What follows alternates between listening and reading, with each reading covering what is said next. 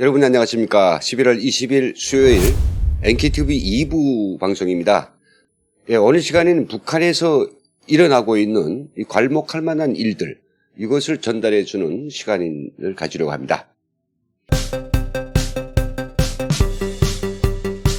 제목은요, 뇌물, 부패로 체제 붕괴 가속되고 있다. 심상치 않은 이런 소식이 되겠습니다. 오늘 미국의 소리 방송은 국제 뇌물 감시 단체가 북한 내 뇌물 이 사태가 세계 최악이라고 경고하고 나섰습니다. 여기다가 정부의 척결 노력이 전혀 없다라고 하는 것이 바로 이 단체의 경고 메시지인데요. 어떤 내용일까요? 기사 내용을 조금 좀 요약해 보면 이렇습니다. 국제 뇌물 감시 민간기구 트레이스 인터내셔널, 미국 동부의 메릴랜드 애나폴리스에 있는 것 같습니다. 본부가 최근 연례 보고서를 발표했습니다.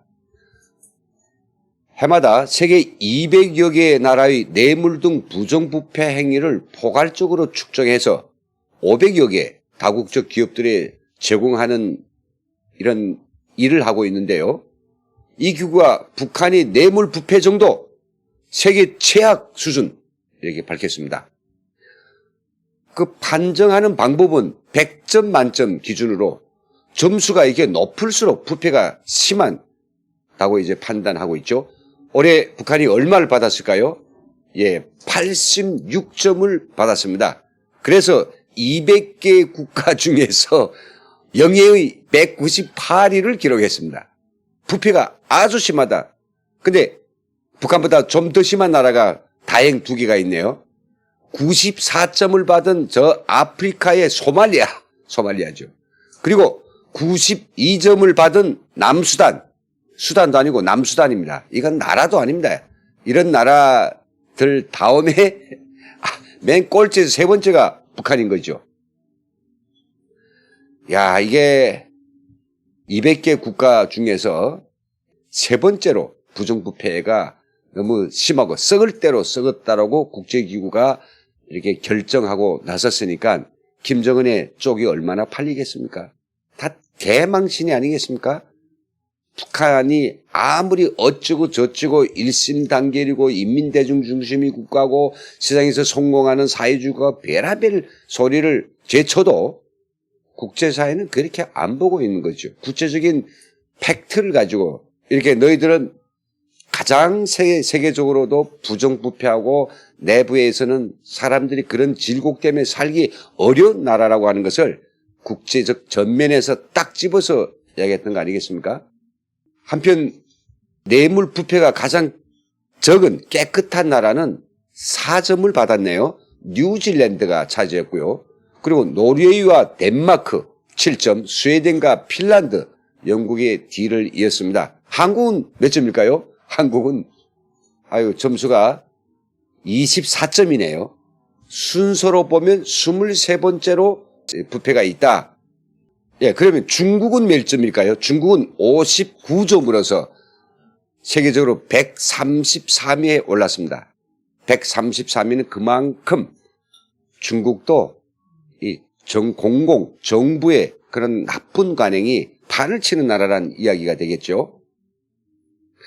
그래서 이것을 작성한 이 단체의 대변인과 부여의 기자가 1대1로 문답이 있었습니다. 문답을 조금 좀 더 보겠습니다.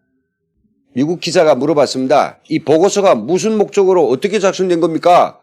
그랬더니 이렇게 이야기합니다. 트레이스 인터내셔널 보고서는 사업에 초점을 맞춰 뇌물 위험도를 측정한 거다. 특정 국가에 투자하지 않습니까? 또 사업할 때 허가를 받는다든지 아니면 어떤 승인 절차를 밟아야 되는지 그때마다 뇌물을 주어야만이 해결되는 이런 정도겠죠. 이걸 이제 자문하는 역할을 병행해 왔는데 그래서 이번 작성된 이 보고서도 500개 다국적 기업들 변호사들의 경험과 정보를 공유해서 작성했기 때문에 우리는 신뢰도가 매우 높다. 이렇게 이제 그들이 이야기했네요. 북한에 대한 평가는 처음인가요? 예, 아니라고 하네요. 2014년부터 보고서를 발표했는데 역대적으로 북한은 2016년에는 66점, 그래서 128위 됐네요. 중국보다도 오히려 좀 괜찮은 나라라고 판단됐네요. 그리고 2017년에는 점점 나빠집니다. 82점으로서 중국을 뛰어넘습니다. 197위. 그리고 2018년에는 81점으로서 195위. 근데 올해는 작년보다 2단계 더 내려간 셈이라고 하네요. 그러면 또 질문입니다. 2016년 올해는 차이가 꽤 나는데 왜 그런가? 그랬더니 이런 답입니다. 북한 내부 상황이 변한 게 아니라 정보가 제한된 국가들에 대해서 이 단체의 평가 방식이 변했기 때문이라고 레이그 대표의 설명이랍니다. 2016년에는 너무 광범위한 기술을 사용해서 극단적 차이를 가릴 수 없어서 북한이 좀 평가가 좋게 나왔지만은 올해부터는 아주 정확한 평가 기법을 딱 동원했더니 이게 198번 순위로 나왔다는 것이겠죠. 질문입니다. 뇌물 등 부정부패가 왜 심각한 문제라 되는 건가? 그랬더니 이런 답입니다. 유엔 반부패 협약에 따르면 뇌물은 권력을 남용해 사적 이득을 취하는 부정부패의 전형, 사회 발전을 막는 병폐 요소로 정의합니다.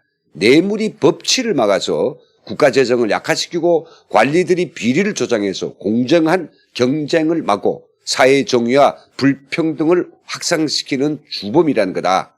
유엔 인권 최고 사무소 OHCHR이죠. 지난 5월 달에 권리의 대가란 제목의 북한 보고서에서 북한이 만연된 뇌물 심각성을 자세히 지적했다는 거죠. 팩트가 있습니다. 이 팩트에 있기 때문에 결국은 뭐냐, 198번째가 된다라고 하는 것은 확실한 평가라고 하는 거죠. 어떤 문제들을 지적했냐 그랬더니 유엔 인권 최고 대표가 식량권, 의료권, 거주권, 노동권, 이동의 자유권은 보편적 양도 불가능한 권리지만은 북한에서는 이런 권리 항의가 개개인들이 관리들에게 뇌물을 줘야만이 해결되는 것이라고, 이게 나쁘다고 이야기했죠. 그래서 관리들이 체포와 가혹한 처벌 위협이 주민들로부터 뇌물을 받는 강력한 수단으로 활용되고 있다는 겁니다. 주민들이 식량 구역에서 장사한다든지 어디로 이동하고, 그리고 자기가 바라는 무엇을 얻기 위해서는 또 북한 당국이 이 규제 때문에 처벌에 직면한 사람들은 결국은 뭐냐, 가뜩이나 먹기 어려운 상황, 먹고 살기 어려운 상황에서도 그 피눈물을 흘리면서 뇌물을 만들어서 줄 수밖에 없는 그런 환경이 북한에 만연되고 있다고 했습니다. 그러면서 이렇게 결석하고 있습니다. 북한 헌법과 북한이 비준한 시민적, 정치적 권리에 관한 국제협약들을 북한은 모두 위반하고 있다. 국제적으로 강력한 그런 경고가 되겠습니다.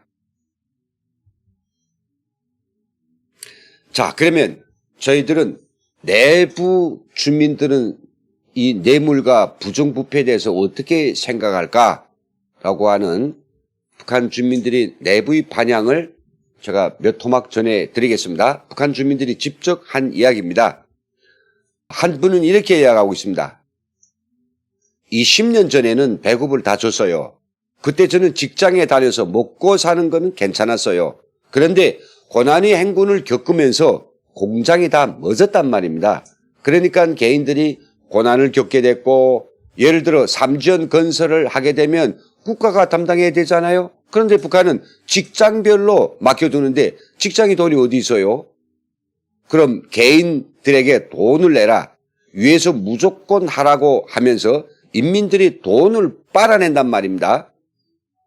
상수도만 건설한다고 하면 또 집집마다 내 돈, 도로 청소도 네 돈 내라, 도로 보수하는데도 인민들이 돈을 내라, 이렇게 하더라도 장사는 풀어놔야 되는데 그 받기 위해서 장사 마음대로 해서 돈 벌어야 되지 않겠습니까? 이것도 단속하는 그룹바가 많이 생기고 안전부, 보위부, 검찰서 등이 많아서 오늘 하지 말라고 하는데 왜 나와서 하나, 장사를 말합니다.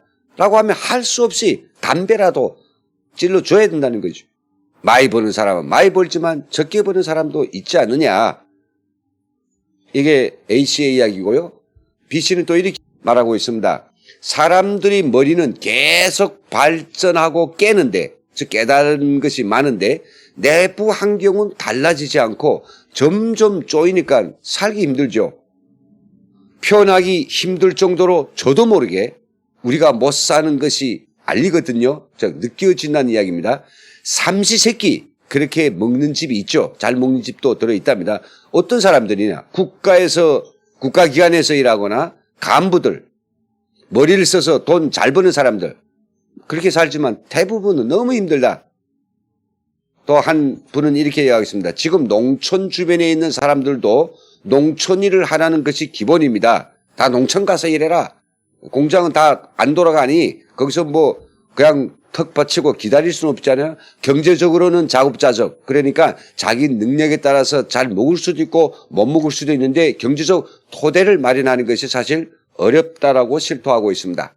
한 분은 이렇게 이야기하고 있습니다. 경제가 가장 큰 문제라고 생각합니다. 먹고 사는 것이죠. 경제가 풀리면 다른 것은 없을 것입니다. 사람들이 자유를 요구하거나 해외여행하겠다거나 승용차를 요구하거나, 근데 이 사람들도 모르는 이야기죠. 먹을 거 해결되면 그 다음 것을 또 요구하고 돼 있지 않습니까? 그러니까 현재로 봤을 때는 그냥 좀 하루 세끼 좀 먹고 살자, 이것 때문이랍니다.